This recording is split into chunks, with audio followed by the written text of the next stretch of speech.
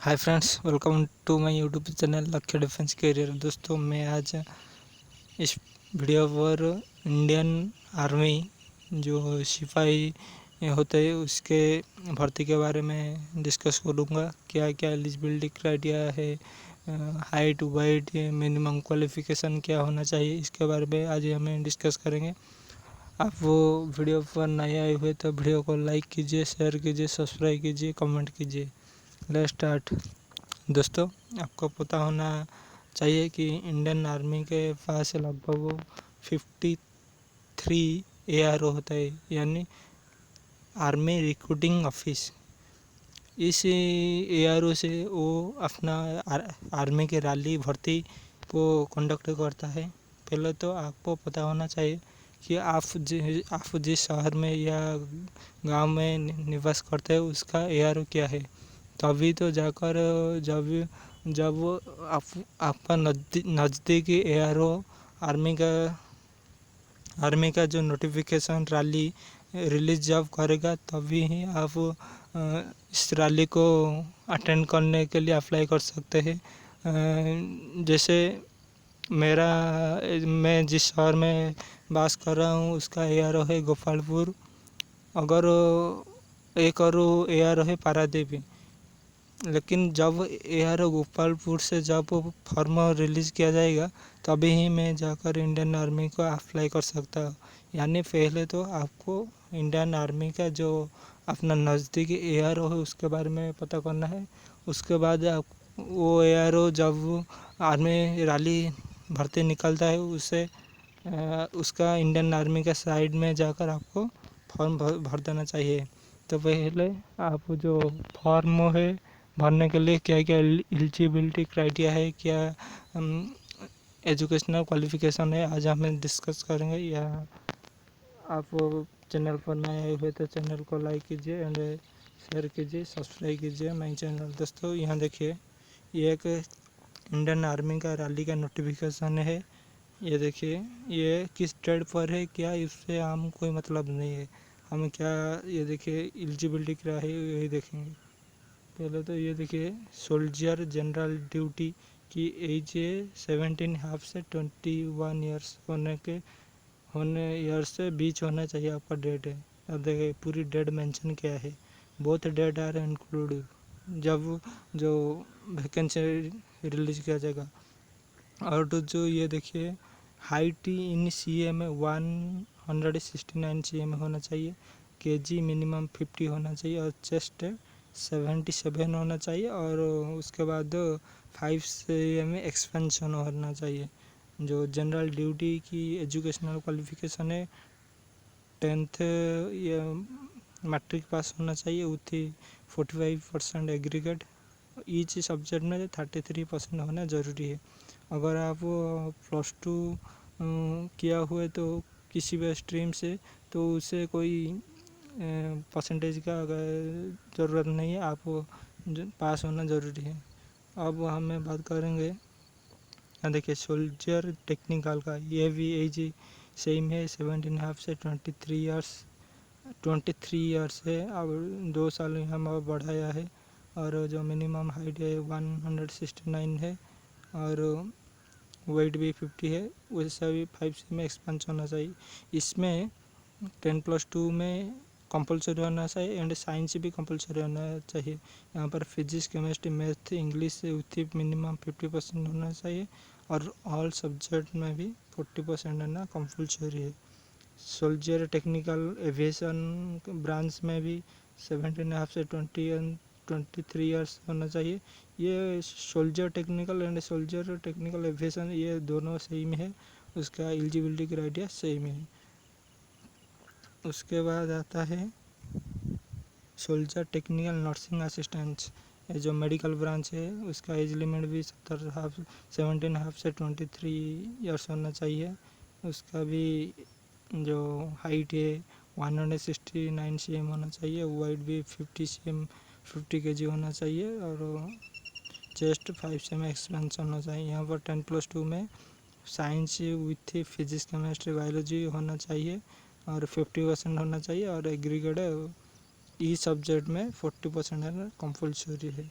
और यह देखिए 10+2 में इंटरमीडिएट एग्जाम में pass in science with physics chemistry botany zoology and English with 50% and aggregate 50% होना चाहिए। और यहाँ पर देखिए ये एक है soldier clerk store keeper technical, इसका एज लिमिट है 17.5 से 23 ईयर्स है। उसका जो हाइट है 162 होना चाहिए, उसमें था 169 लेकिन यहाँ पर घट के 162 है। वेट 50 होना चाहिए। 5 cm जो चेस्ट है आपको एक्सपेंस होना चाहिए। ये इसका एज क्वालिफिकेशन बात करूँगा तो 10+2 में मिनिमम 60% होना कंपलसरी है एंड आपका 50% इन इंग्लिश में है ना कंपलसरी है। और बात करूँगा सोल्जर ट्रेड्समैन की, इसका एज लिमिट 17.5 से 23 ईयर्स होना चाहिए। उसका हाइट 169 है। ये जनरल ड्यूटी की तरफ से है। उसका वेट 48 होना चाहिए और जो चेस्ट है 76 होना चाहिए। उसका क्वालिफिकेशन 10th पास होना ज़रूरी है। सोल्जर ट्रेड्समैन एक है सोल्जर ट्रेड्समैन ऑल आर्म्स, उसमें 8 पास होना ज़रूरी है। उसका भी सोल्जर ट्रेड्समैन की तरह से एज लिमिट पूरी तरह से इसमें क्या है 8th क्लास को पास होना ज़रूरी है और ज़्यादा कुछ नहीं है। यहाँ पर देखिए अगर आप किसी सन ऑफ सर्विस अगर आपका पिता आर्मी में है, नेवी में, एयरफोर्स में है तो आप उसका फ़ायदा ले सकते हो, आपको कुछ रिलैक्सेशन मिल सकता है। और उसके बाद जो पहले तो आपको ऑनलाइन ऑनलाइन फॉर्म फिलअप करना पड़ता है। उसके बाद आपको जो एडमिट कार्ड आता है उसके बाद आपको रैली अटेंड करना पड़ता है। उसमें पहले पीएफटी होगा। पीएफटी में क्या होगा उससे हमें थोड़ा सा डिटेल में बात करेंगे। देखिए पहले तो 1600 मीटर की रेस होगा। आपको 5 मिनट 30 सेकंड में कंप्लीट होना पड़ेगा। इसके लिए 60 मार्क है। अगर आपको 5 मिनट 31 सेकंड में कंप्लीट किया होते तो आपको 48 मार्क मिलेगा। उसके बाद पुल अप 10 मारना पड़ेगा तो 40 मिलेगा मार्क। 9 मारेगा तो 33 मिलेगा। 8 मारेगा 27 मिला। ये देखिए ये उस तरह है। आप वो यहाँ से ऑफिशियल साइड में जाकर देख सकते हो। जो 9 फीट डीच है वो जस्ट क्वालिफाई होना चाहिए और जिग जैग बैलेंस वो जस्ट क्वालिफाई होना चाहिए, कंपलसरी है और ज़्यादा कुछ ज़रूरत नहीं है। आप यहाँ देख सकते हैं। फिजिकल पहले होने के बाद जो कैंडिडेट ने फिजिकल क्वालिफाई किया उसके बाद उनका डॉक्यूमेंट वेरिफिकेशन होगा और उसके बाद मेडिकल टेस्ट होगा। उस दिन ही आपको एक एडमिट कार्ड उस दिन ही दिया जाएगा। उसमें आप पूरी तरह से आपका जो डिटेल हो वो भर के मेडिकल टेस्ट होगा। अगर आप मेडिकल क्लियर कर लिए होते तो अच्छा होगा। अगर नहीं कर पाए होते तो आपको 21 डेज का टाइम मिलेगा। आप रिकवर होने के बाद आर्मी के जो मिलिट्री हॉस्पिटल हो या फिर गवर्नमेंट हॉस्पिटल में आपका फिर से मेडिकल होगा। अगर आप फिर पाए गए तो आपको जो ऑनलाइन एग्ज़ाम होगा उसके एडमिट कार्ड भेज दिया जाएगा। मेडिकल कंडक्ट होने का जो कैंडिडेट ने मेडिकल क्वालिफाई किया जो मेडिकल क्लियर किया उनको 60 दिन के बाद एग्ज़ाम ऑनलाइन एग्ज़ाम होता है। उससे पहले ऑनलाइन एग्ज़ाम होने के पहले 2 या 3 वीक से पहले एडमिट कार्ड सेंड किया जाता है। और जो ऑनलाइन एग्ज़ाम होगा वही ज़्यादा टफ नहीं होता है। अच्छी से प्रिपेयर कीजिए तो आराम से निकल जाएगा। उसमें जनरल साइंस आता है, इंग्लिश आता है और साइंस नॉर्मल आसे जैसे 10th क्लास के आता है। आप अच्छी से एक बुक है इंडियन आर्मी जनरल ड्यूटी के नाम से वो 140 रुपीज़ से वो पढ़ के आप अच्छी से निकल सकते हैं। 2 महीना आपको एग्ज़ाम के प्रिपेयर होने के लिए मिलता है। आप अच्छी से प्रिपेयर कीजिए तो ज़रूर निकल जाएगा। उसके बाद जो कैंडिडेट ने रिटर्न एग्ज़ाम क्वालिफाई जो करेंगे, उसके बाद जो ARO में जो कंडक्ट होंगे, उसका एक मेरिट लिस्ट बनेगा, जिसका नाम मेरिट में आएगा वो सर्विस के लिए ज्वाइन करने के वो जाएगा अपना रेजिमेंट के लिए। इस तरह है सिलेक्शन प्रोसेस इंडियन आर्मी में। तो अभी एक डाउट है मन में, क्योंकि कोरोना वायरस की वजह से जो इंडियन नेवी, इंडियन एयरफोर्स ने पहले रिटर्न एग्ज़ाम करते थे, उसके बाद PFT करते थे, लेकिन इंडियन आर्मी ने पहले फिजिकल करते थे, उसके बाद मेडिकल, उसके बाद रिटर्न करते। लेकिन वो मुझे खबर मिला है कि पहले इंडियन आर्मी ने भी सोच लिया है कि पहले रिटर्न एग्ज़ाम होना चाहिए, क्योंकि आपको पता है जो रैली कंडक्ट करता है उसमें लगभग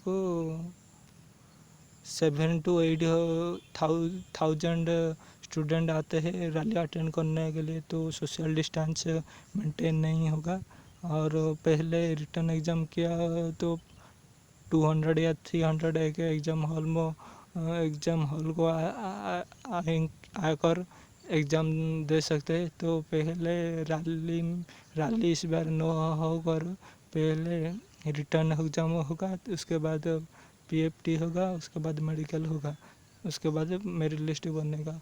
ये अभी तक अप्रूव्ड नहीं हुआ है इंडियन आर्मी के जो हेडक्वार्टर है उसकी तरफ से, लेकिन ये ज़रूर होना चाहिए, क्योंकि इंडियन नेवी, इंडियन एयरफोर्स ने भी पहले रिटर्न एग्ज़ाम कंडक्ट करेंगे वो तो पिछले 2-3 साल से पहले ही करते थे। जो इंडियन नेवी, इंडियन एयरफोर्स ने पहले रिटर्न एग्ज़ाम कंडक्ट करते थे, लेकिन इंडियन आर्मी ने भी सोच लिया कि इस बार पहले रिटर्न एग्ज़ाम करेंगे।